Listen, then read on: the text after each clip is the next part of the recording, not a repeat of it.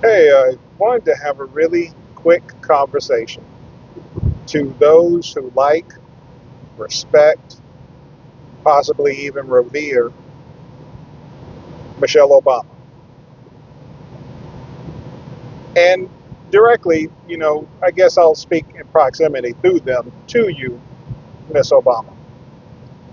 I respect you as a black woman. I respect all of the things that you had to deal with throughout your life as a black woman. So please do not take that, I wish to besmirch your character, your history, or anything of the sort. I do not want to do that.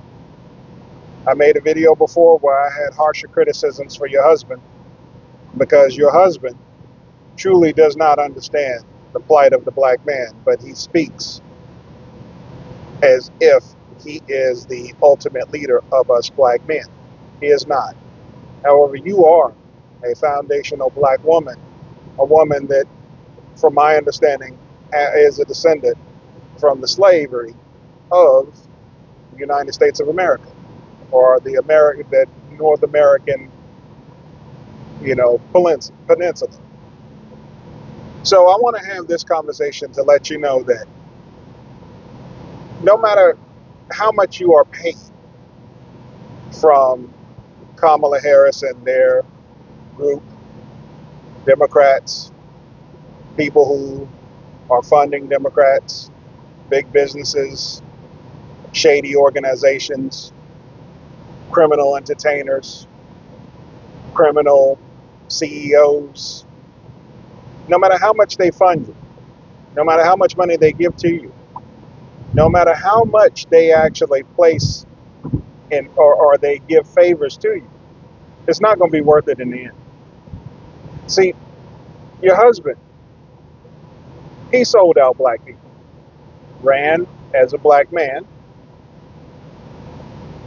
and commented on how he relates to being a black man. Got into office and told black people that they have to wait for change. Didn't tell people of the alphabet, their sexual orientation, didn't tell them that they had to wait. Didn't tell, people who want to pretend to be other sexes that they had to wait. Didn't tell immigrants they had to wait. Tell black people they had to wait. Kamala Harris said that she don't want to do anything for black people. And I won't, you know, sneer like she did at the notion of doing something for black people. But she says she don't want to do anything for black people.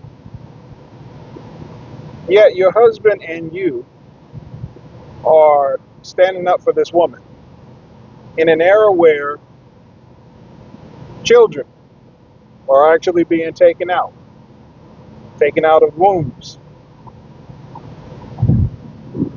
for a Planned Parenthood that's a eugenics program meant to sterilize and harm black children, meant to keep the population of black people down. Created from a founder or created from the mind of a woman who said out of her own mouth that she would like to cull the black population. And yet you are standing with Kamala Harris, and the first thing that she says shortly after she says that she comes from a middle class family,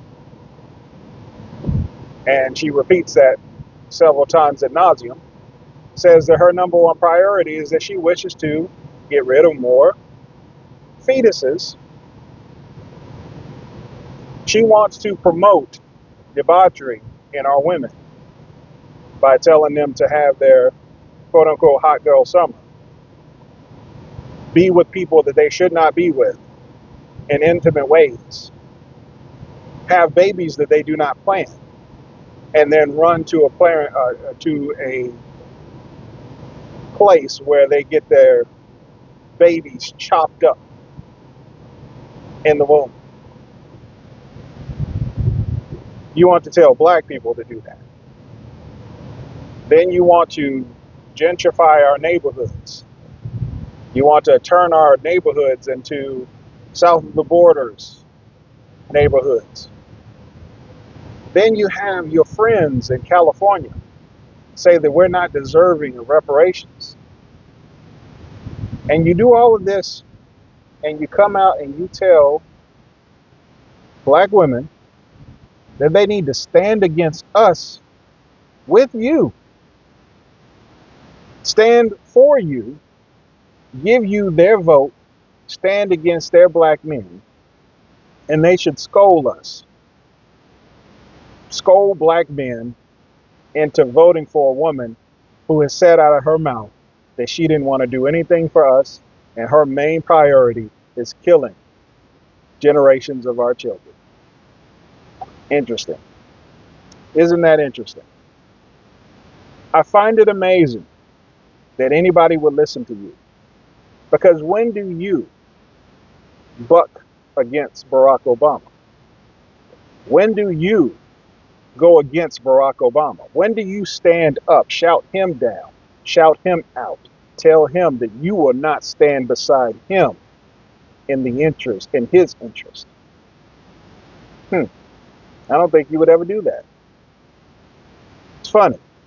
Funny how some women will tell other women to destroy their community, to buck against their men, the men that actually know better, the men that see what exactly the destruction is that you have brought upon our community. The games that you play, the mental propaganda that you spread, the destruction over and over again that you actually provide to our communities. You tell our little girls to become walkers of the night, dress like walkers of the night, be walkers of the night, participate in narcotics to where they're not in their right mind, then do things that actually bring about unfortunate consequences and have children with people that they should not. And then you tell them, go blend it. Go blend it up. Screed it out. And I don't think the people who actually listen to you have ever seen what that actually looks like. I can imagine it. I can imagine it without seeing it. And no, it's not godly. There is nothing godly about that process. So Michelle Obama, when you try to scold us black men into voting for your friend on behalf of your husband, which both of your friend and your husband have nothing in common with us and have no interest in us prospering, I'm going to tell you no. With all due respect, you can kiss our behind. And with that said, everyone else that's listening, be good, live good, do righteous things for righteous reasons. And don't stand with the devil against your people.